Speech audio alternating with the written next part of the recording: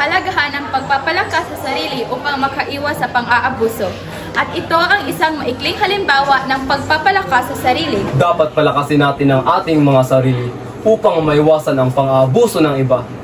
Papalakasin ko pa ang aking sarili. Pagtatakda ng hangganan sa isa't isa, at ito ang isang maikling halimbawa.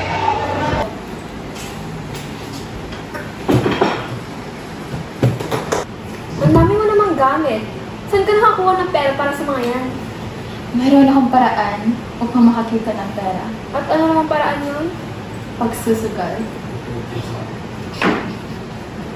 Hindi ba nakakabaon yun sa utang? Hindi. Subukan mo lang, hindi ka magsisisi. Ayoko. Halaga ang pagtulong sa iba, lalo na sa mga panahon ng pangangailangan. At ito ay isang maikling halimbawa ng pagtulong sa iba. Uy, tignan mo si Rona, may ginagawa ko. Tara, puntahan natin. Tara.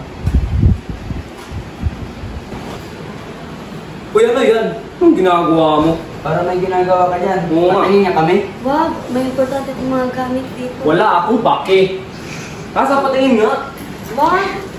Patingin nga ang baki ko na. Sige namin! Ano ba yan ang mga nakawa? Tingnan niyo yan! Baki mo, ginagawa mo. Tigilan niya, masama yan! Ano baki mo, bro?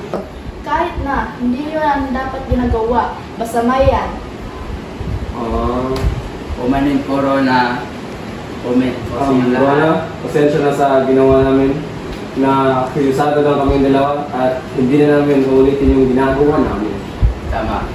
Friends na tayo, bro! Mahalagang gampanan natin ang ating mga papel sa loob ng komunidad upang magkaroon ng kapayapaan. At ito ang isang maikling halimbawa. So for today, we are going to discuss about the different types of abuses and how we are going to avoid that. What is our dignity? What is our rights as a human? And how are we going to lessen the abuses here in our community? As members of the community, it is our right to share knowledge and information to others, especially to those who are victims of abuse. Lakas, proteksyon at paggalang. Kami ang ikalawang pangkat. Maraming salamat!